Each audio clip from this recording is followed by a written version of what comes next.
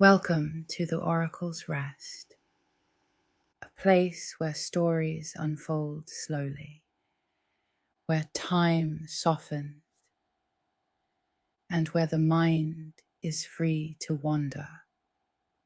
Tonight, we kneel at the edge of a moonlit stream, where a pair of small, dark hands moves gently beneath the surface of the water, feeling among the smooth, cool stones for something to eat.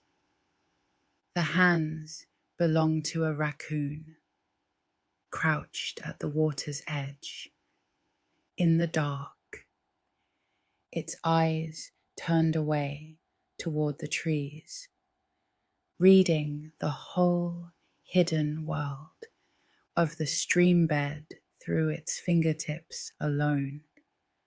Tonight, we drift into the soft nocturnal world of the raccoon, its clever hands, its quiet forests, its dark rivers at night, the slow, curious rhythm of a creature that does almost all of its living while the rest of the world is asleep, because the raccoon is a creature of the night, and to understand it at all, we have to follow it into the dark while we sleep.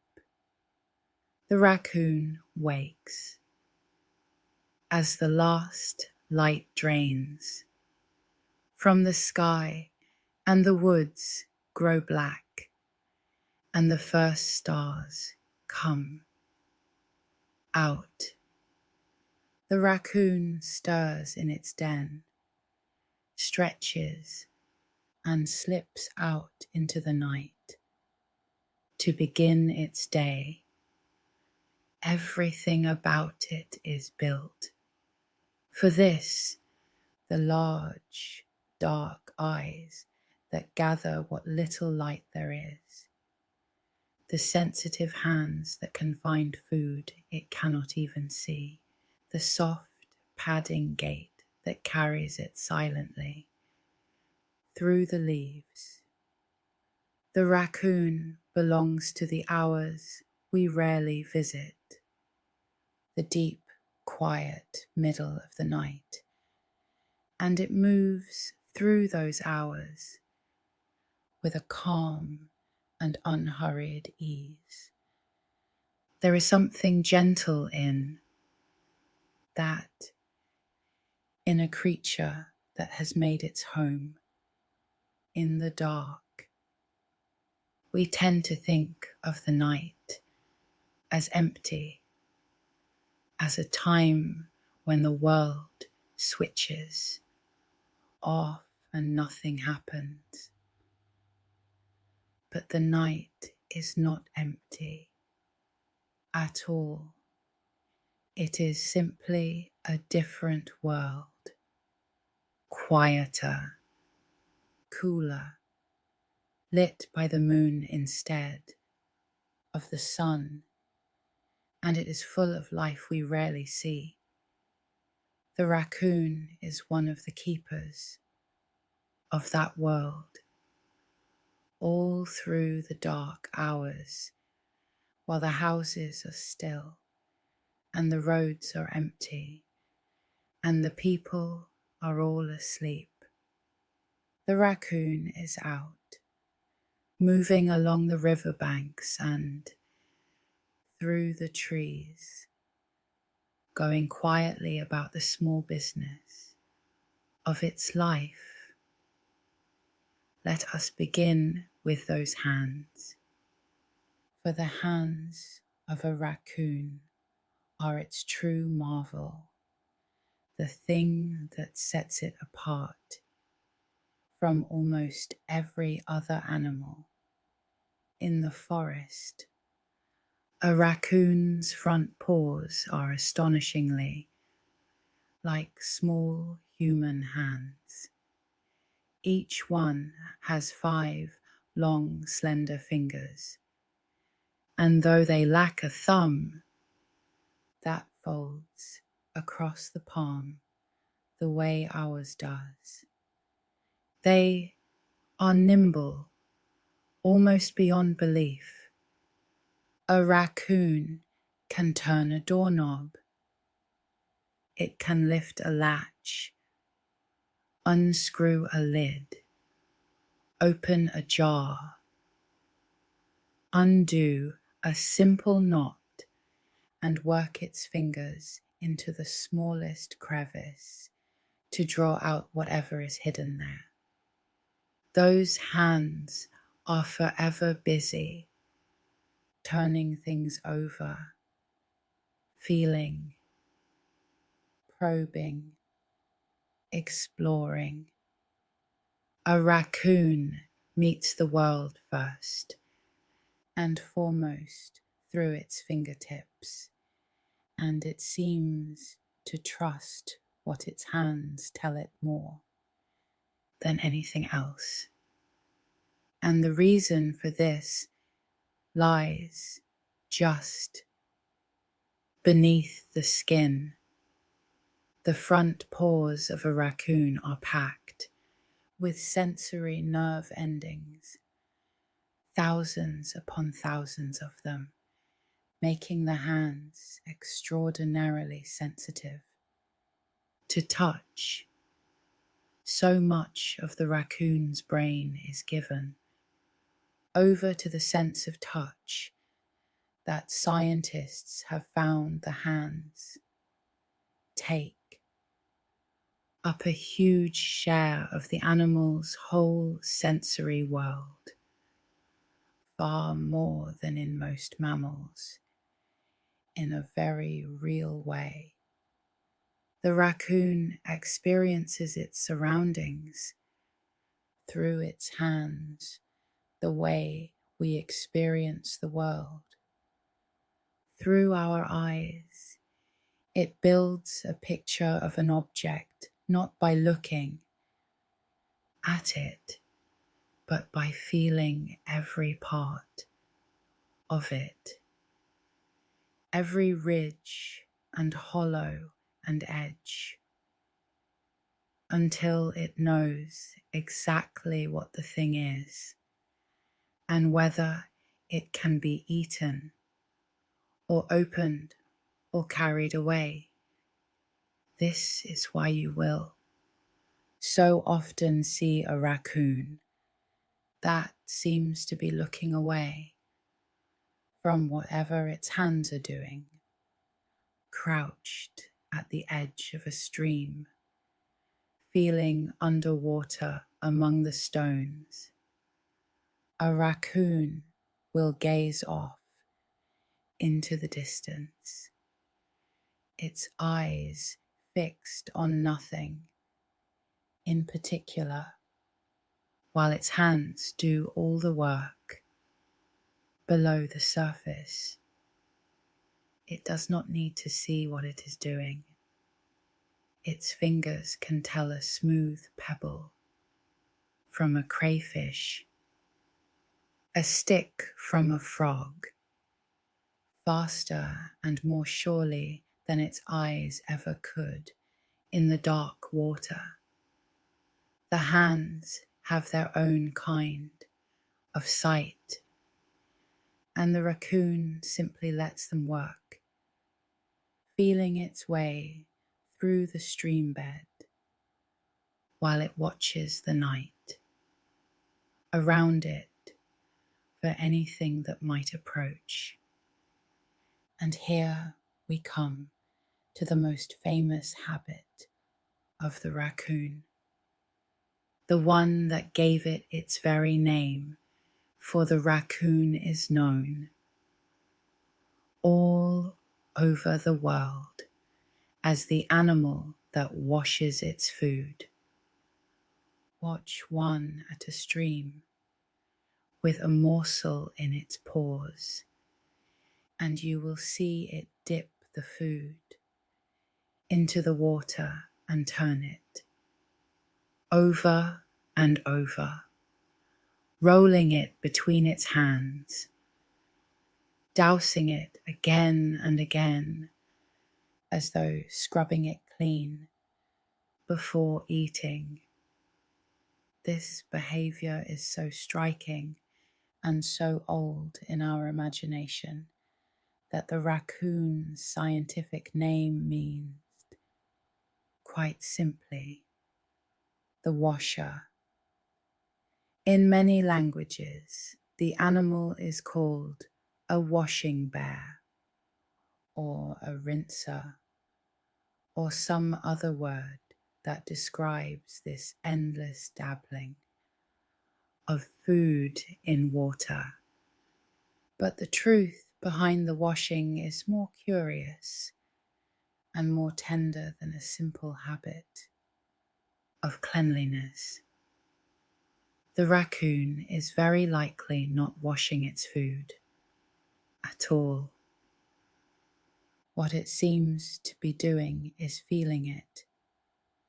Wetting the hands and the object together makes the raccoon's already sensitive fingertips even more sensitive still. Water softens the tough outer skin of the paws and heightens the sense of touch, so that when a raccoon rolls a piece of food in the stream, it is not cleaning it, but reading it, learning every detail of it through its wet and tingling hands. The dabbling that looks to us like washing is really a way of seeing, a way of bringing the object fully into that rich world of touch where the raccoon most truly lives. And so the animal we named for washing is not fastidious at all. It is simply feeling its dinner, turning it over and over in the cool water, savouring it with its hands before ever it reaches the mouth. The whiskers help too, and not only the whiskers, on the face. Above the claws on each paw, a raccoon has small, stiff hairs, sensitive feelers that catch against objects and add still more detail to the picture the hands are building. Between the nerve-rich fingertips and these little touch hairs, the raccoon's hands are among the most sensitive instruments in all the forest, able to explore a muddy stream bed in total darkness and miss nothing. It is a beautiful thing to consider, this creature that reads the night with its fingers, that finds its supper by feel in black water, that meets the whole world hand first. Now let us think about where those hands go hunting, for the raccoon is a wanderer of the water's edge above all. Its favourite country is the place where land and water meet, the banks of slow rivers and quiet streams, the shores of ponds and marshes and lakes, the soft, muddy margins where so much small life gathers, Here the raccoon finds much of what it eats. It wades into the shallows and feels beneath the stones for crayfish, plucking them out with a quick, sure grip. It catches frogs and small fish trapped in drying pools, and the eggs of turtles buried in the sand. It digs for freshwater mussels and clams and pries them open with those clever fingers all along the dark water's edge. The raccoon moves and feels and gathers, harvesting the quiet riches of the shore. But the raccoon is far from a fussy eater, and this is one of the great secrets of its success. It will eat almost anything. In the woods, it feeds on berries and acorns and nuts and wild grapes and the fruits of the season. It eats insects and worms and grubs, turning over logs and stones to find them. It raids the nests of birds for eggs. It gathers seeds and mushrooms and green shoots. Through the long year, it takes whatever the land and the water offer, shifting its diet with the seasons, feasting on fruit in late summer and on nuts in the fall, making do with whatever it can find. In the leaner, cold months, this willingness to eat almost anything means the raccoon can live in an astonishing range of places, wherever there is food to be found, and water nearby, and a safe, dark place to sleep. And it remembers where the good food is. A raccoon carries in its mind a detailed map of its home range, a memory of every fruiting tree and every good stretch of streambank, and every place a meal has been found before it travels its territory night after night along familiar routes, checking the places it knows, returning to the spots that have fed it well. This is not a wandering without purpose. It is the patient, knowing rounds of an animal that understands its patch of country intimately, that has learned it hollow by hollow and bank by bank, and moves through it with the ease of long familiarity. Consider, too, how a raccoon is dressed for its nighttime life. Over its whole body, it wears a thick coat of grizzled grey and brown fur, long and dense, that keeps it warm through cold nights and sheds the rain and the damp of the river bank. But it is the markings that we all know, the two great signatures of the raccoon, the mask and the ringed tail. Across the eyes runs a band of dark fur, a black mask against the paler face, one of the most recognizable faces in all of nature. And behind, the tail hangs long and thick, ringed round and round with bands of black and pale grey, 5 or 6 or 7 rings from base to tip. The mask is more than a pretty marking.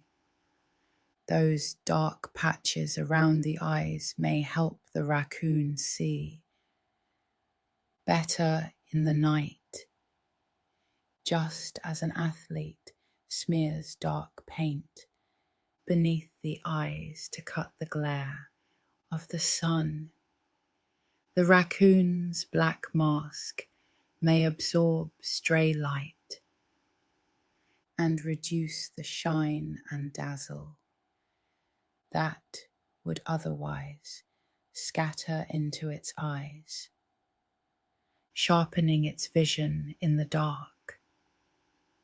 Whether or not that is the whole story, the mask gives the raccoon its air of mystery, the look of a small bandit slipping through the night, a face made for the shadows, and the tail is a marvel of its own, long and thick and heavy with fur. It serves the raccoon in many ways. When the animal climbs, the tail helps it balance, swinging and counterweighting as it moves, along a branch or down a trunk. When it sits, the tail props and steadies it, and through the cold months, the tail, along with the rest of the body, stores fat laid down through the plentiful autumn, a reserve of warmth and energy to carry the raccoon through the lean, cold weeks when little food can be found. In the deep of winter, a raccoon may curl up and wrap that thick ringed tail around itself like a scarf, tucking its nose into the warmth of its own fur and sleep. For the raccoon is a wonderful climber, as at home in the trees, as at the water's edge. Its clever hands grip bark and branch with ease, and it moves up a trunk with quick assurance and settles among the high limbs to rest or to escape danger. But the most remarkable thing about a climbing raccoon is the way it comes down. Most animals that climb must back down a tree, tail first, unable to descend head down because their feet point the wrong way. The raccoon can do something almost no other animal of its kind can manage. It can turn its hind feet completely around, rotating them backward so that the claws grip the bark, facing down the tree. And in this way, it walks straight down the trunk head first, as easily as it went up. It is a small piece of anatomical cleverness that lets the raccoon move through the trees with a freedom few other creatures share. When the raccoon has finished its night's wandering and the sky begins to pale toward dawn, it turns for home, for its den. And a raccoon's den is not a single fixed house, but any one of many snug hidden places scattered across its range. The favorite is a hollow high in an old tree, a cavity worn or rotted into the trunk, dry and dark and safe, above the ground.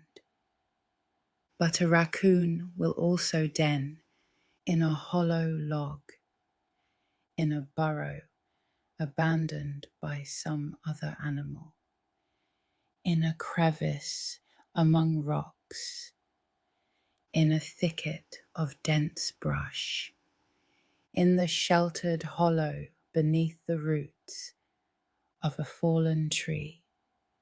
It keeps several such dens across its territory and moves between them as it pleases, sleeping wherever the night's travels have left it. As the dawn comes on, when it finds its den, it climbs in, curls up in the dark, wraps its tail around itself, and sleeps away the bright hours of the day, waiting for the return of the friendly dark.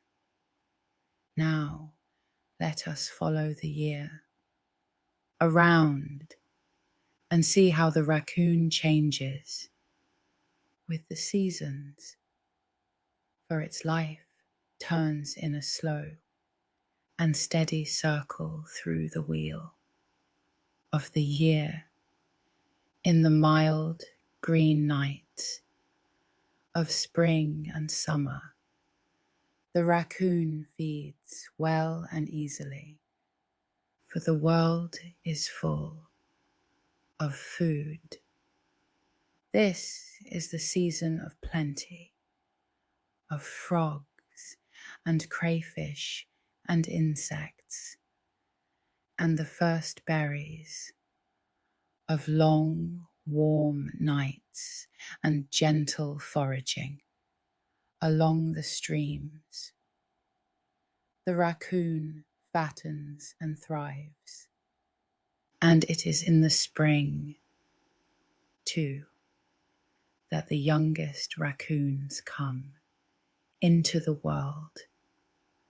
A mother raccoon prepares for her young by choosing the safest and best of her dens, most often a high, snug hollow in a tree, well hidden and well above the ground. There, in the spring, she gives birth to her litter, usually 3 or 4 tiny kits, though the number varies from one mother to the next. And the kits, when they come, are very small and very helpless. They are born with their eyes closed, unable to see. They cannot walk. They are covered in a fine fur, through which the faint beginnings of the mask and the tail rings can already be seen. The marks of the raccoon there, from the very start, though the eyes that will look out from behind that mask have not, yet opened.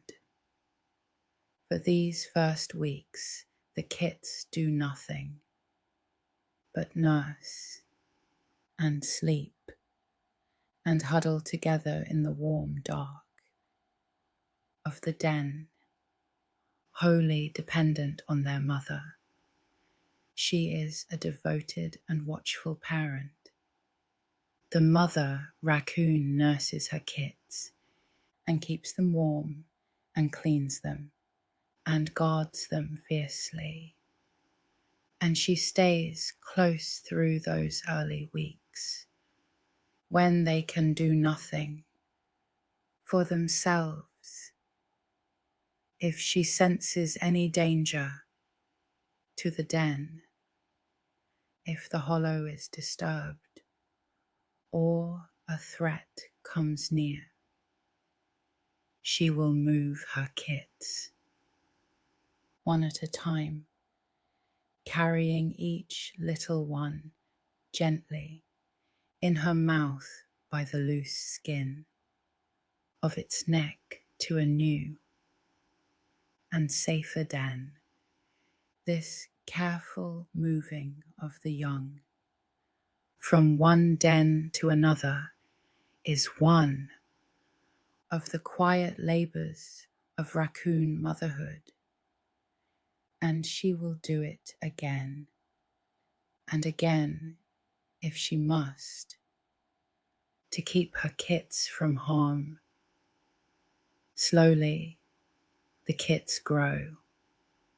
After about 3 weeks, their eyes open and they begin to see, for the first time, the dim interior of the den and the shape of their mother against the light of the entrance. Their ears open. They grow stronger and steadier and begin to move about, and soon they are tumbling over one another in the den, wrestling and playing in the way of all young animals. And then comes the time when they first venture out. At a few weeks old, the kits begin to follow their mother to the mouth of the den and to peer out at the great wide world beyond. And before long, they are clambering out along the branches, learning to climb, learning the feel of bark and leaf, taking their first uncertain steps into the night. From then on, the mother's real teaching begins. She leads her kits out into the world on their nightly rounds, and they follow her in a small, straggling line, learning as they go. She shows them, without meaning to teach, everything a raccoon must know: where to find water, how to feel beneath the stones for food, which fruits are ripe and which trees bear nuts, how to climb and how to come down head first, and where the safe dens are. The kits learn by watching and by copying, by following their mother night after night through the summer and into the fall. And slowly they grow skilled and knowing until they can find their own food and fend for themselves. They stay with her a good while through the whole of their first summer and autumn the young raccoons travel with their mother, and often they den together with her through their first winter. A family group, huddled warm, in a shared hollow against the cold. It is only in the following spring, as they approach a year of age, that the young raccoons begin to go their own ways, drifting off to find their own territories and dens, and, in time, to raise young of their own. The bond between a mother raccoon and her kits is a close and lasting one, stretching across the better part of a year full of care and teaching and shared warmth in the dark. And then comes the winter, and the raccoon's year turns toward its quietest season. The raccoon does not truly hibernate, not in the deep way that some animals do, sinking into a sleep that lasts unbroken for months, but in the cold northern parts of its range, where the winters are hard, the raccoon does something like it. As the weather turns bitter and the snow lies deep and food grows scarce, the raccoon retreats to its den and settles in for a long rest. It falls into a heavy sleep, a deep drowsiness, and may stay curled in its den for days or even weeks at a time through the worst of the cold, living all the while off the thick reserves of fat it built up through the plentiful autumn. Its body slows, its need for food fades, it simply sleeps and waits, warm in the dark, while the storms pass over on milder winter nights. When the cold eases a little, the raccoon may rouse itself and venture out to look for food before returning again to its den to sleep.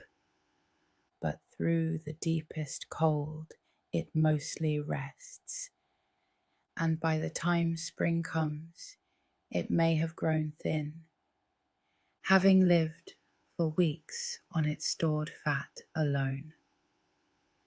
This long winter drowsing is the raccoon's way of enduring the hardest season, of waiting out the time when the streams are frozen and the food is gone, sleeping through the worst of it until the world softens again and the good foraging returns. And in the cold, the raccoons sometimes gather, though a raccoon spends much of its life alone or in the small family group of a mother and her young. In the depths of winter, several raccoons may share a single den, crowding together in a hollow tree, or a sheltered burrow to pool their warmth against the cold. A cluster of raccoons denned up together through a hard winter, curled into a single warm heap of fur, is a picture of quiet comfort, each animal sharing its heat with the others, all of them sleeping together through the frozen dark, waiting for the thaw. It is a reminder that the raccoon, for all its wandering solitude, is not a creature without companions, and that even in the hardest season there is warmth to be found in the company of one's own kind. Let us return now to the matter of the raccoon's mind, for this is where so much of what we thought we knew turns out to be wrong. The raccoon is often dismissed as a mere nuisance, a clever thief that raids the garden and tips the bins. And clever it certainly is, but the depth of that cleverness is greater than most people ever suspect. The raccoon is, by many measures, one of the more intelligent animals in the forest, a genuine problem solver with a sharp memory and a restless curiosity, far more than the bandit-faced rummager of its reputation.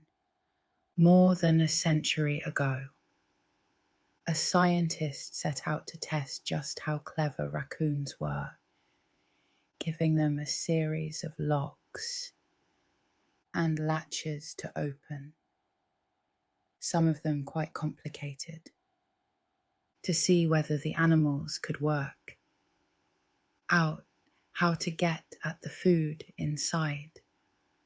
The raccoons solved them. They puzzled out the catches and the bolts, the ones that had to be pushed and the ones that had to be pulled and the ones that had to be worked in a particular order, opening the great majority of the locks they were given.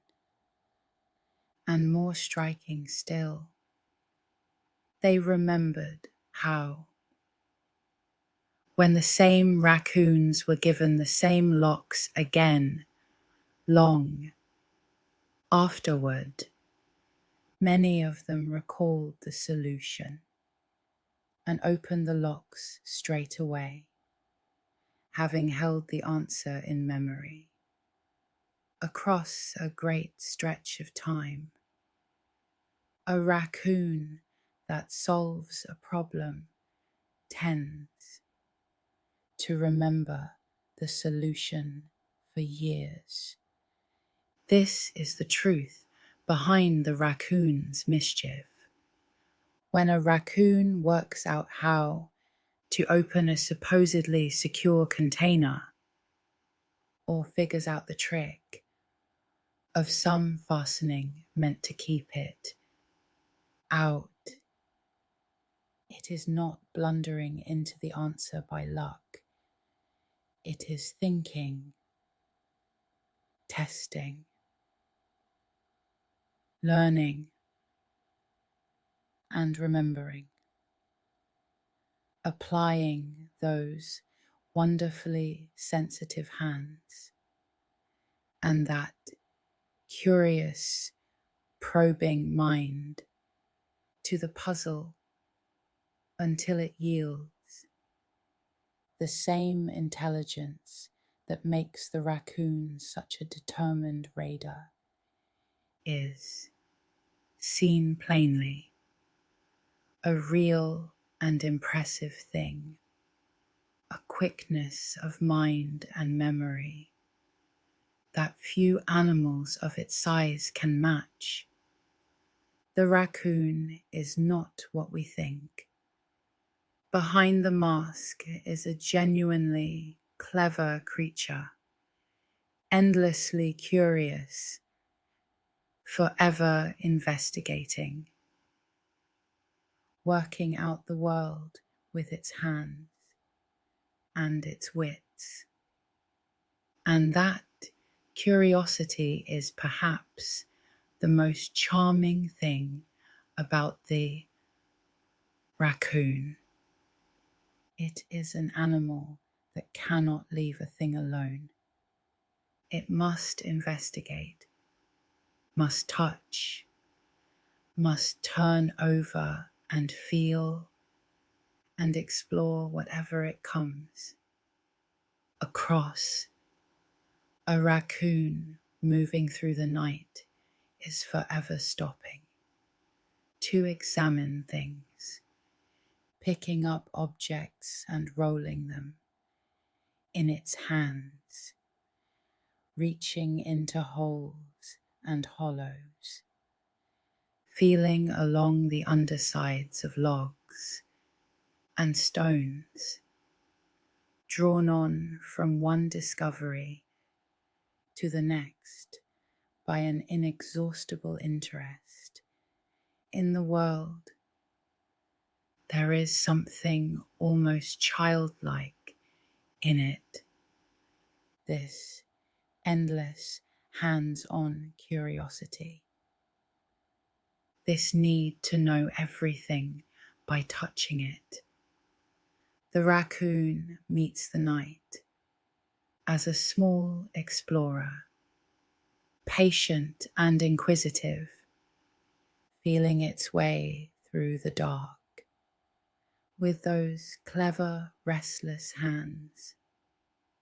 The raccoon speaks, too, in a soft and varied language of its own, especially between a mother and her young.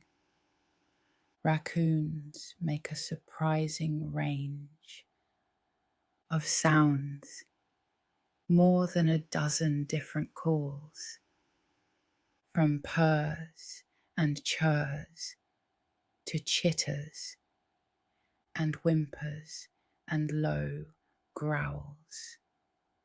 A mother raccoon communicates with her kits in gentle purring and trilling sounds, and the kits answer with high, soft twitters and mews. A quiet nighttime conversation passing between them in the dark of the den. These are not the loud cries we might expect. Much of the raccoon's talk is soft and close and intimate.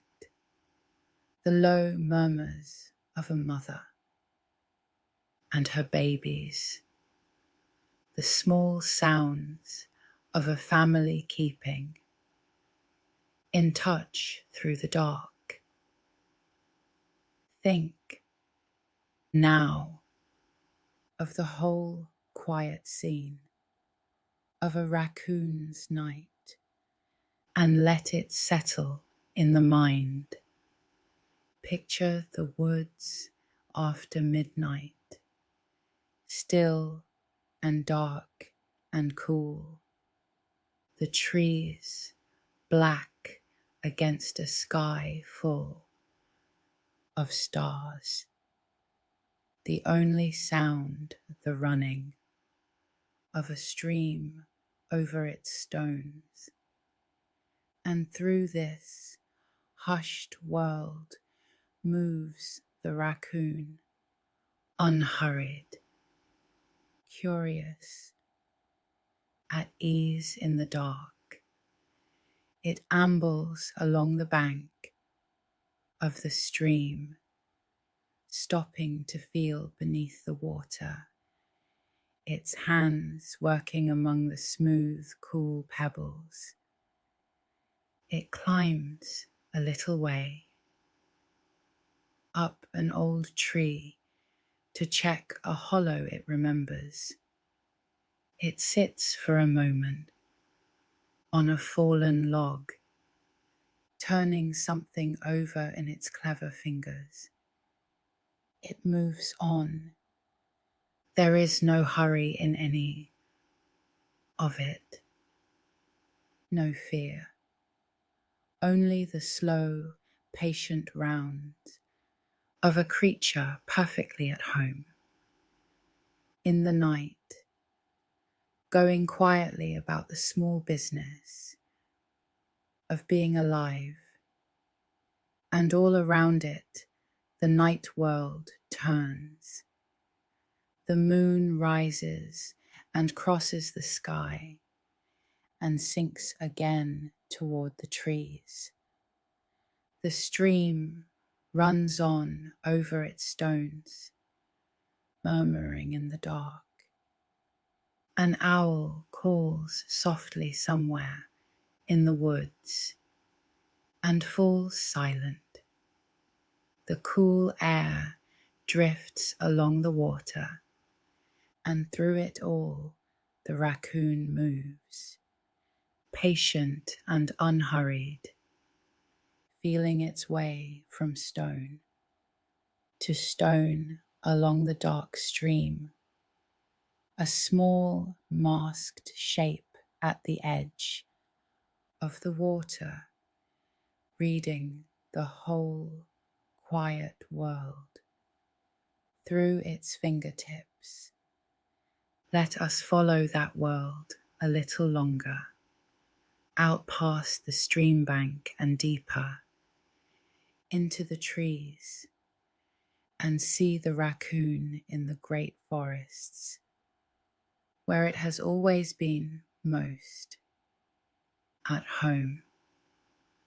For though the raccoon can live in many places, its oldest and truest home is the wooded country of the New World, the forests of oak and hickory and maple and beech, the bottomland woods along the slow rivers, the swamps and marshes thick with life. Here the raccoon evolved, and here it fits perfectly, a creature of the trees and the water, both at home in the branches and at home along the banks, moving between the two through the long, dark hours of the night. In such country, the raccoon wants for little. The great trees give it hollows to den in, safe and high above the ground.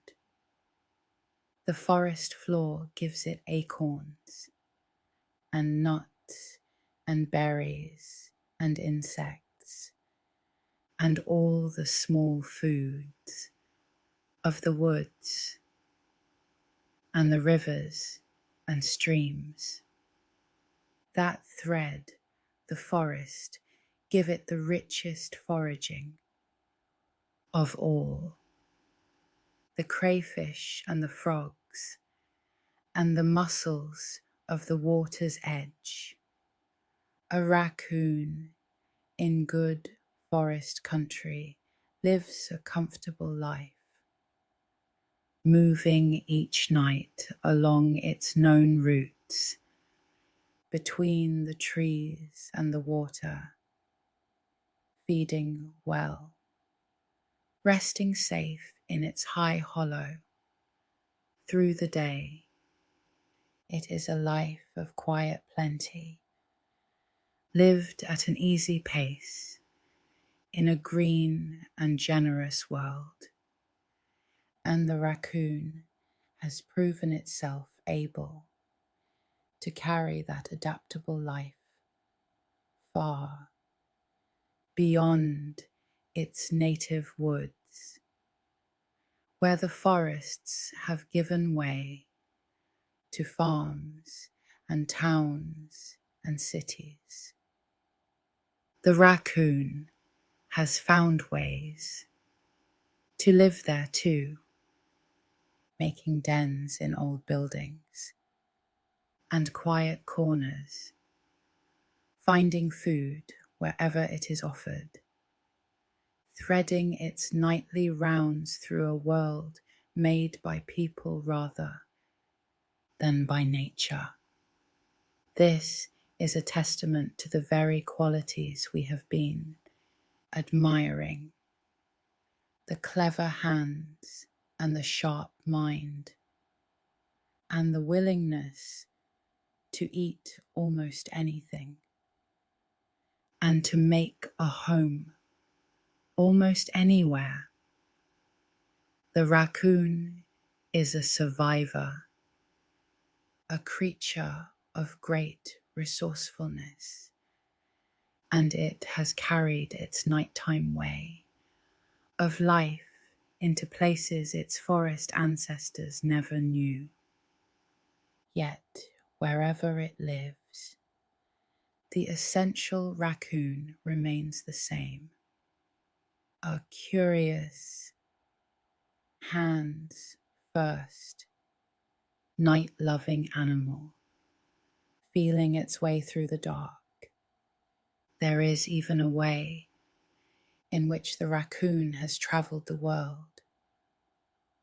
Long ago, raccoons were carried far from their native lands to distant countries across the sea, and in some of those places they took hold and spread, so that today there are raccoons living wild in the forests of parts of Europe and Asia, the descendants of those few travellers making their nighttime rounds in woods on the far side of the world, from where their kind began. The masked face and the ringed tail and the clever probing hands now move through streams and forests, thousands of miles from their first home. The same animal, the same habits, the same patient nighttime feeling for food in dark water, carried across the world and thriving. It is worth pausing over the very name we give this animal, for it carries an old truth about the creature within it, long before it had any name. In our language, the raccoon was known to the peoples who had always lived alongside it in the forests of the New World, and one of the words they used, for it came into our own tongue almost unchanged. That word meant, as nearly as we can render it, the one that scratches with its hands, or the animal that rubs and scrapes with its hands. And there, in the very oldest name for the raccoon, is the thing we keep returning to: the hands. Always the hands. The people who knew the raccoon best, who watched it for countless generations, along their rivers and in their woods, named it for the one feature that most defines it, those busy, clever hands forever feeling and turning and working at the world. We have added our own names since: the washer, the masked one. But the oldest name saw the truth of it plainly.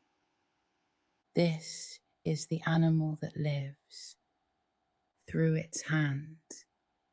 Let us think, too, about the raccoon's other senses. For though touch rules its world, it is far from its only gift. Consider the eyes first. A raccoon's eyes are made for the dark. Behind the retina lies a mirrored layer, the same reflective sheet that makes a cat's eyes or a deer's eyes glow when a light catches them at night. And it is this that gives the raccoon its faint greenish eye shine in the dark. That mirror gathers the dim light of the moon and the stars, bounces it back through the eye a second time, and so lets the raccoon see. In a darkness that would leave us helpless, the raccoon does not see the night as a black wall the way we would. It sees a soft grey world, dim but legible, enough to move by, enough to travel its familiar routes and watch for danger while its hands do the finer work below. Its hearing is keener still, and perhaps more important to it than sight. A raccoon's ears are sharp enough to catch the faintest of sounds, the small rustlings and scratchings of the tiny lives that share its night. It can hear the soft movement of an earthworm through the soil, the scrabble of an insect under the leaves, the quiet stir of a mouse in the grass. This delicate hearing guides it to food it could never see, drawing it to the small sounds of hidden prey. Through the still air of the night, when every faint noise carries far, the raccoon listens, its round ears turning toward each small sound, reading the darkness by ear as surely as by hand. And its nose serves it well too, for scent is how raccoons speak to one another across the dark. A raccoon leaves its scent along its roots and at the borders of its range, and reads the scents left by others, learning who has passed and when, whether a stranger has come into the neighborhood, whether another raccoon is near. Much of the social life of raccoons is carried on in this silent language of smell, messages left and read in the dark. so that animals who rarely meet face to face still know a good deal about one another through the scents they leave behind, between touch and hearing and smell and its soft night sight. The raccoon moves through the dark, not as a creature groping blindly, but as one richly informed, reading the night through a whole chorus of senses working together. The raccoon takes readily to the water, too, and swims well when it must, though it spends most of its watery hours wading in the shallows and feeling along the bottom. A raccoon will swim across a stream or a pond without hesitation when its travels call for it, paddling steadily with those clever hands, its ringed tail trailing behind. It is not a creature of the deep water the way an otter is, and its thick fur grows heavy when soaked, so it does not linger long in swimming. But water is no barrier to a raccoon. It will cross a river to reach good foraging on the far side, wade chest deep through a marsh, and move easily along the flooded margins of a pond, as much at home at the water's edge as any animal in the forest.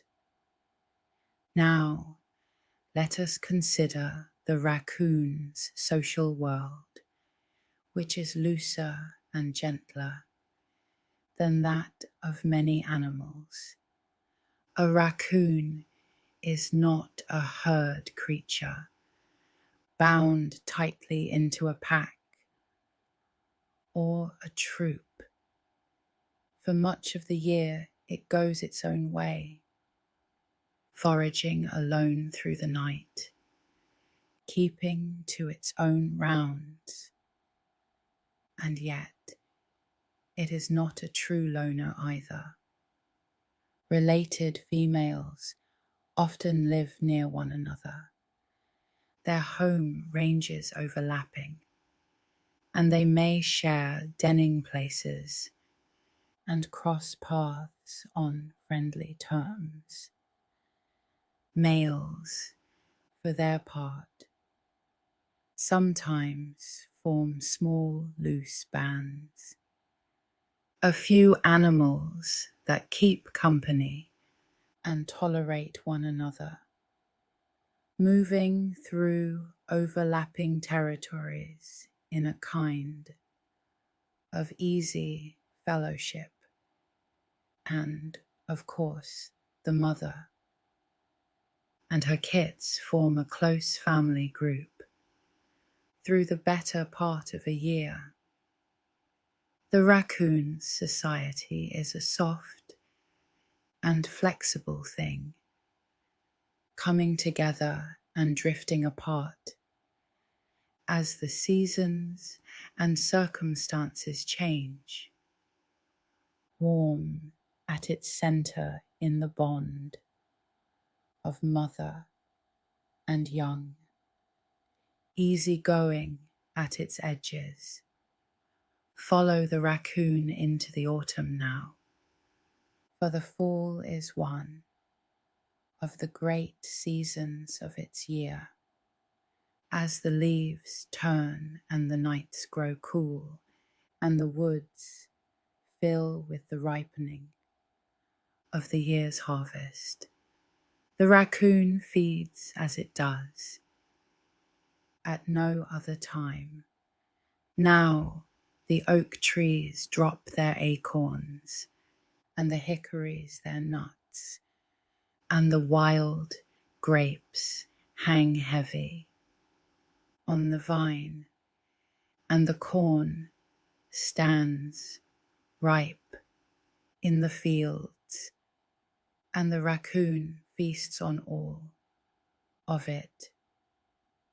This is the season of fattening, and the raccoon eats with a will, laying down thick reserves of fat across its body and in its heavy ringed tail, storing up the warmth and the energy that will carry it through the coming winter. A raccoon may grow remarkably heavy through the autumn, adding a great deal to its weight, plumping and rounding as it stores away the plenty of the fall against the lean months ahead. The autumn raccoon, glossy and well-fed, ambling through the falling leaves with its belly full of acorns, is an image of contentment, an animal making the most of the year's abundance while it lasts. And through all the seasons, the raccoon keeps itself well groomed, tending its thick coat with care. A raccoon at rest will often sit and work through its fur with its hands and teeth, cleaning and smoothing it, keeping the dense coat in good order so that it will shed the rain and hold the warmth as it should. Those same sensitive hands that find food in the dark water also comb and tend the fur, and a raccoon grooming itself in the last of the night, sitting up and working carefully through its coat, is a picture of quiet self-possession, an animal at ease and unhurried, caring for itself in the peaceful dark.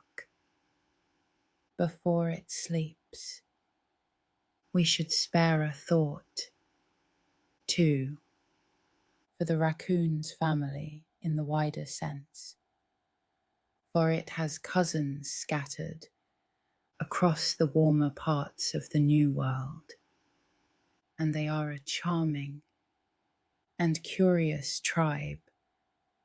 The raccoon belongs to a family of animals found only in the Americas, clever and mostly nocturnal creatures with a fondness for fruit and a talent for climbing.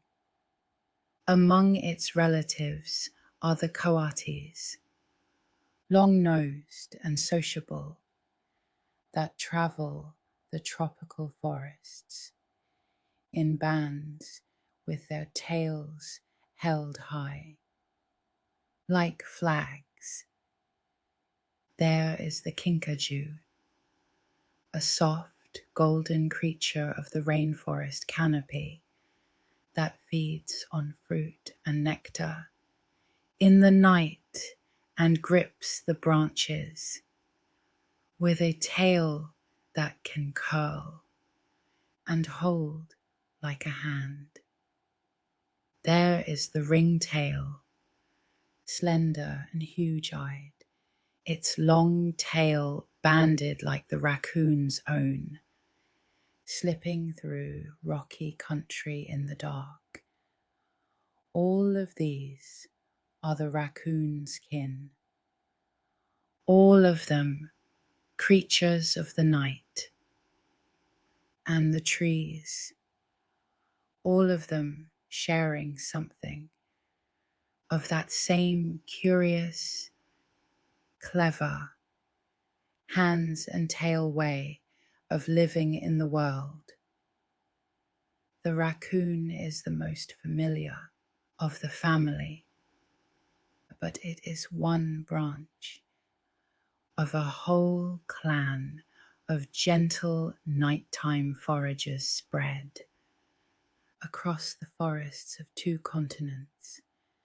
A raccoon's life out in the wild is not usually a long one.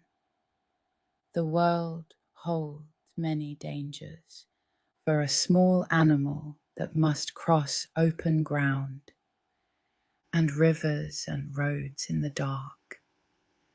And many raccoons live only a few years. But a raccoon that finds a good territory, that learns its country well, and dens safe, and feeds well through the autumns, may live a good deal longer, its life measured out in nightly rounds along the same loved streams, season after season, year after year. However long or short, a raccoon's life is lived at its own patient nighttime pace, unhurried, curious, close to the water and the trees, in the soft, dark world. That is its home. And what a world it is when we stop to picture it fully. Come back once more to the stream in the deep of the night and stand there quietly, while the water slides over its stones with a low, steady murmur, catching the light of the moon in 1,000 moving points. The trees stand black and still along the banks. The air is cool and damp, and smells of leaves and earth and water. Fireflies drift, perhaps, in the warm months. Small green lights rising and falling among the reeds. An owl calls far off, and the sound fades into the dark. And down at the water's edge, a small masked figure crouches, patient and unhurried, its clever hands moving beneath the surface, among the cool stones, feeling its way through the hidden world of the stream bed. This is the raccoon's hour, the deep, quiet middle of the night, and it belongs to it wholly, at peace in the dark that we so rarely see.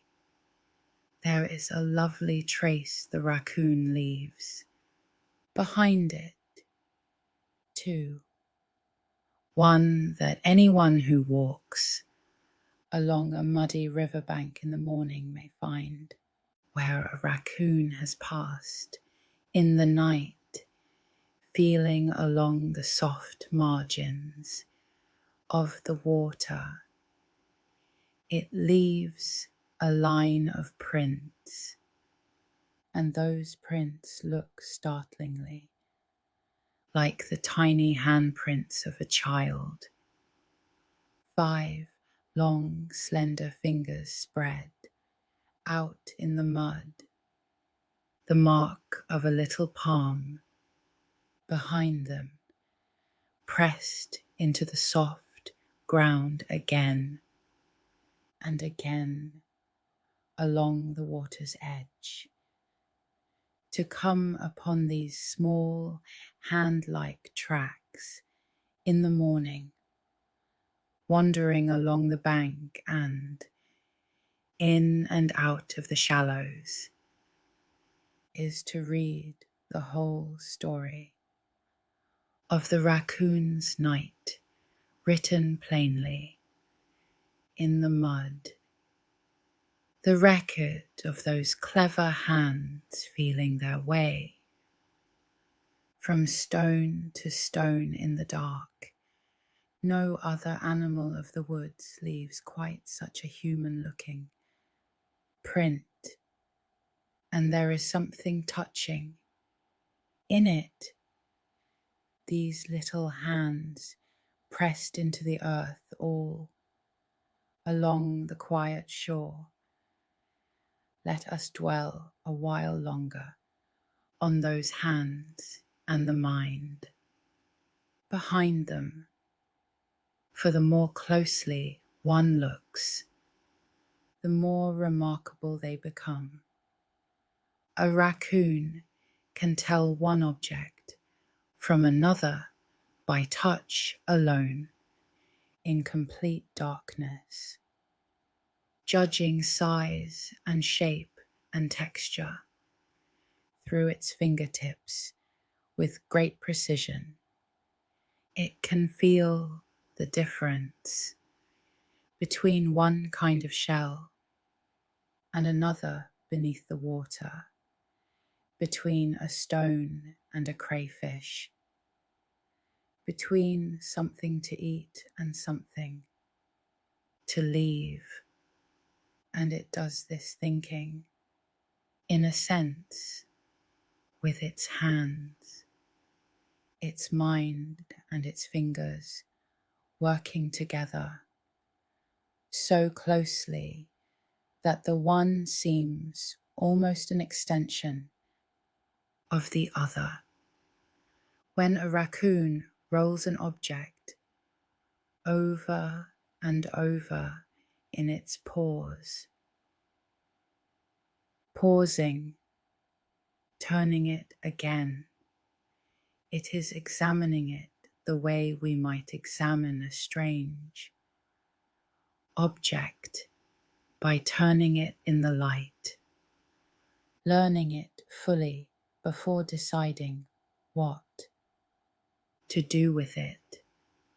This is a kind of intelligence we do not always recognize, an intelligence of the hands, patient and thorough and endlessly curious, and the raccoon possesses it to a degree few other animals can match. That same patient cleverness shows in how a raccoon meets a problem it has never seen before, faced with some new puzzle, a fastening it has not encountered, a container it does not know how to open. A raccoon does not give up, and it does not blunder. It tries. It feels all around the thing with its hands. It tests this part and that, pushes and pulls and probes, working steadily until something gives. And once it has found the answer, it keeps it, folding the new knowledge in among everything else it knows, ready to use again. This is why a raccoon that has solved a thing once will so often solve it again at once the next time, and why raccoons are forever finding their way into places meant to keep them out. It is not stubbornness alone, though they are wonderfully persistent. It is a genuine turn of mind, a problem-solving patience joined to a memory that holds on to what it learns. Consider, too, the raccoons that live along the sea, for the ocean shore offers its own kind of nighttime foraging, tied not to the passing of the hours, but to the rise and fall of the tide, where raccoons make their homes, near the coast, in the marshes and along the beaches, where the land meets the salt water. They learn to time their wandering to the tide rather than only to the dark, when the water draws back at low tide and lays bare the wet flats, and the tide pools and the rocks. The raccoon comes down to the exposed shore to feed. It feels among the rocks and in the pools for crabs, prying them from their hiding places. It digs in the wet sand for clams. It gathers mussels and other shellfish left within reach by the retreating sea.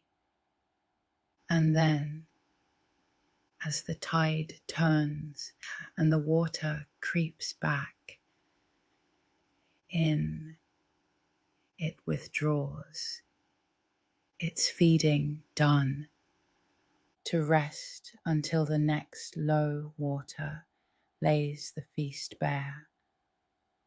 Again, these coastal raccoons live by a double rhythm, the turning of the night and the turning of the tide together, and they read the movements of the sea as surely as their forest cousins read the movements of the streams. And through all weathers, the raccoon keeps to its nighttime rounds, or waits them out in comfort when it must. A little rain does not trouble it.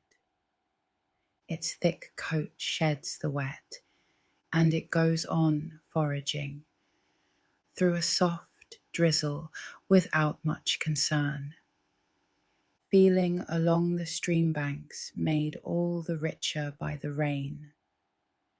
But when the weather turns truly foul, when the wind howls and the rain drives hard, or the snow comes down in earnest, the raccoon does the sensible thing. It stays home. It curls up in its dry, warm den, high in its hollow tree, and lets the storm blow itself out, dozing in the dark while the weather rages outside, and comes out again to forage only when the world has calmed. There is a great wisdom in this, in an animal that knows when to work and when to rest, that does not waste its strength battling the weather, but waits, patient and comfortable, for the return of a kinder night. The kits, meanwhile, learn all of this slowly, and much of their learning looks like play. Watch a litter of young raccoons in the warm nights of their first summer, and you will see them tumbling and wrestling and chasing one another endlessly, rolling over in mock battles, pouncing and fleeing and pouncing again. They climb everything they can reach and clamber back down. They pick up every object they find and turn it over in their small hands, mouthing it, feeling it, learning the world by handling it, just as their mother does. This play is not idle. Through it, the kits build the strength and the skill and the knowledge they will need, learning to climb, learning to use their hands, learning the feel and the taste and the shape of the things of their world. And it is a joy to watch this rough and tumble schooling of the young, the little masked figures playing in the summer dark while their patient mother forages nearby, keeping half an eye on her tumbling brood. So the raccoon moves through its life, season by season and night by night, patient and curious and endlessly at home in the dark. It feels its way along the streams and through the trees. It fattens in the autumn and drowses through the winter and raises its young in the spring. It solves its small puzzles and remembers its answers and reads the night through its wonderful hands. And always it keeps that same unhurried calm, that sense of a creature perfectly suited to its world and perfectly at ease within it, moving quietly through the deep of the night while all the rest of us sleep. Watch the way a raccoon moves across the ground, and you will notice something that sets it apart from most of the animals of the woods. A raccoon walks flat-footed, planting the whole sole of each foot upon the ground with every step, the way a bear walks, the way we ourselves walk. Most animals of the forest go up on their toes, but the raccoon sets down its full foot, heel and all, and this gives it a particular gait, a slightly rolling, shuffling, unhurried walk, ambling along with its back a little arched.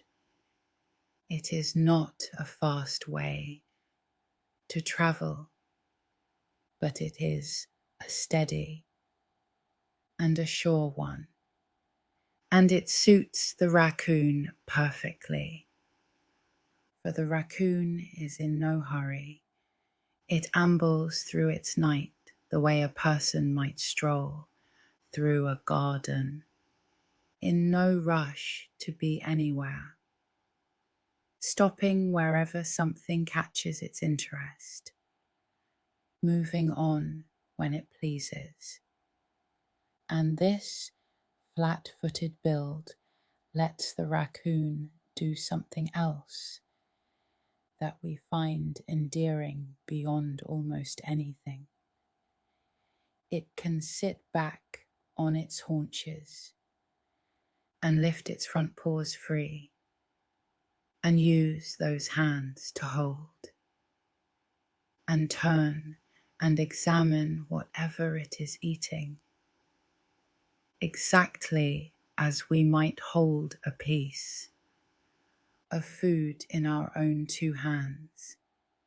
A raccoon sitting up in the moonlight, turning a morsel over in its nimble fingers, bending its masked face to it, is one of the most human-seeming sights in all of nature, and it is no accident that we find the raccoon so appealing in the shape of its hands, in the flat-footed walk, in the way it sits and holds its food and studies the world through its fingers.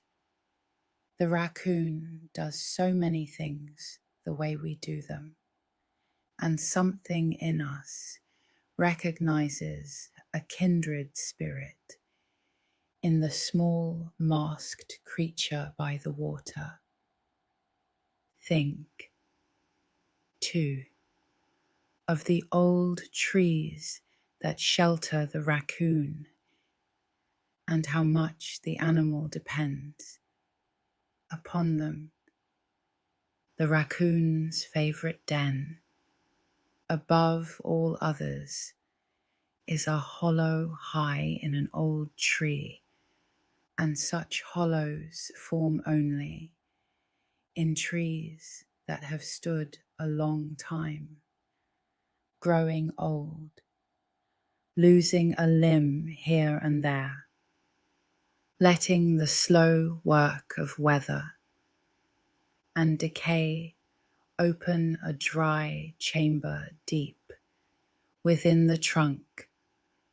An old forest full of ancient trees is a forest full of these hollows, full of good raccoon dens.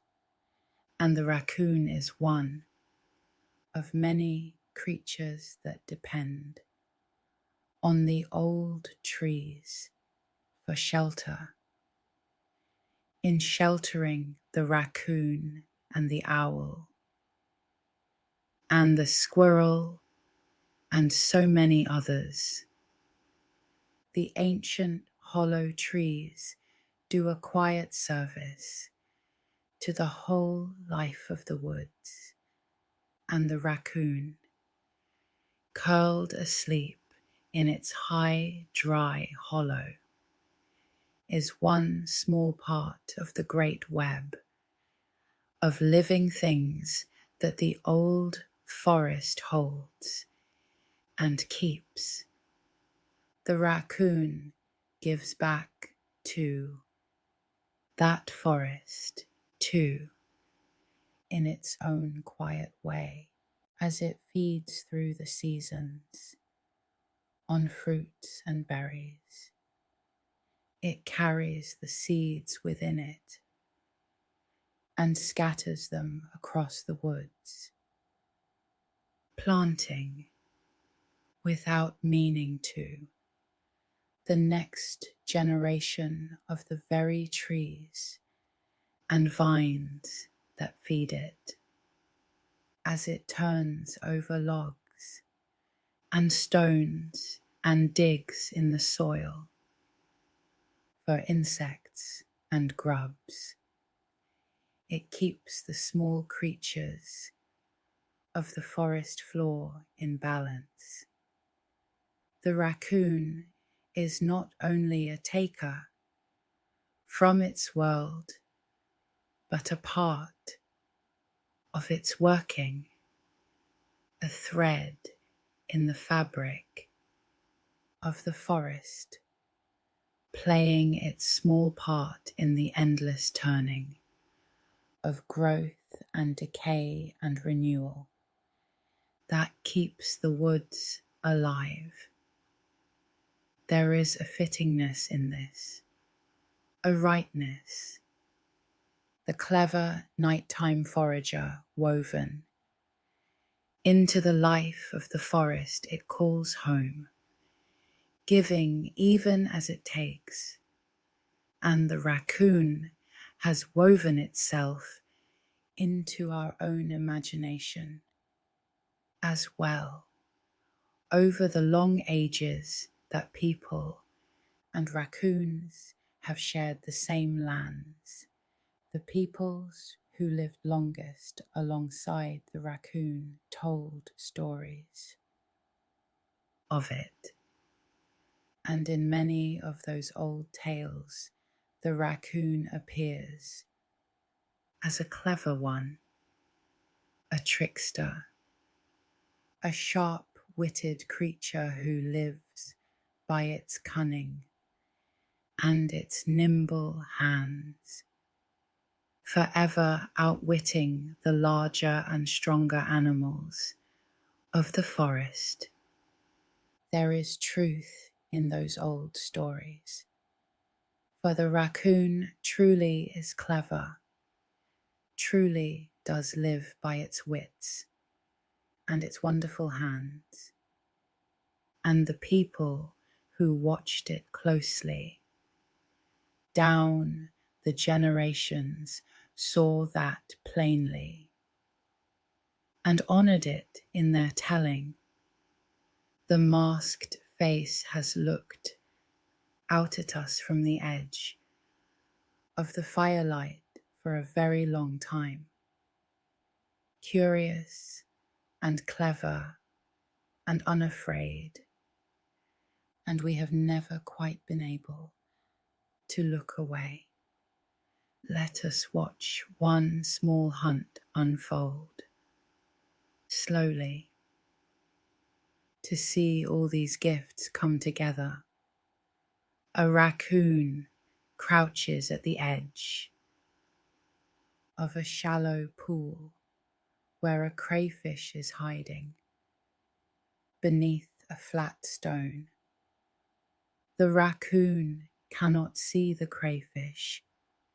The water is dark and its eyes are turned away, watching the bank, but its hands are down among the stones, feeling, and its ears have caught the faint stir of the creature in the water. Gently, patiently, the raccoon works its fingers beneath the edge of the stone. It feels the smooth, hard shape of the crayfish, the fan of the tail, the shape of the claws. It does not rush. It reads the animal fully through its fingertips, learns exactly where it lies and which way it faces, and then, in one quick sure movement, it closes its hand and draws the crayfish out into the air. Only then does it bring the catch up before its face, turning it in its wet hands, feeling it over once more in that endless washing that is not washing before it eats. The whole small drama has passed, in near silence, in the dark, guided almost entirely by touch and hearing, a perfect little demonstration of everything the raccoon is. It is worth understanding, too, just how much the raccoon leans on those hands, because its eyes, for all their gift of night sight, are not its sharpest sense. A raccoon does not see the fine detail of the world the way we do, and it likely sees little of its colour, viewing the night in soft and muted tones rather than in the sharp, bright picture our own eyes give us. Its vision is good enough to move by, good enough to watch for danger and to travel its routes, but it is not made for fine work, and so the raccoon has struck a kind of bargain with the world, trading a share of its sight for an extraordinary sense of touch, letting its hands do the close, and careful seeing while its eyes keep the wider watch, where we would peer and squint to make out some small thing in the dark. The raccoon simply reaches out and feels it and knows it at once. It is a different way of meeting the world, no poorer than our own, only different, a life led hand first through the gentle dark, and it is not a large animal that lives this rich and clever life. A grown raccoon is a modest creature in size, roughly the bulk of a small dog, though its thick fur and its heavy autumn fat can make it look rounder and larger than it truly is. Beneath the deep coat is a compact, sturdy little body, low to the ground, built for climbing and wading, and ambling rather than for speed or strength. Raccoons of the cold north, where a heavier body holds its warmth better, tend to grow larger than their cousins in the warm south, and the same raccoon will weigh far more in the fat of autumn than in the lean of early spring, so that the size of a raccoon is never quite a fixed thing, but shifts with the country and the season. There is nothing imposing about a raccoon. It is a small, soft, round-backed animal with clever hands and a curious mind, and perhaps that is part of why we hold it so dear, this modest creature that meets its whole world, not with size or force, but with patience and cleverness and those wonderful searching hands.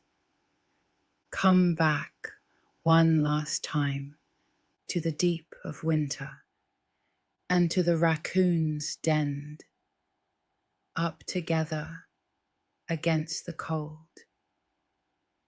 Picture the hollow tree in the frozen woods, the snow lying deep and blue in the moonlight, the branches bare and black and still, and inside the trunk, in the dark, dry hollow, a little cluster of raccoons lies curled together, a heap of thick, warm fur, each animal pressed close against the others, sharing its heat.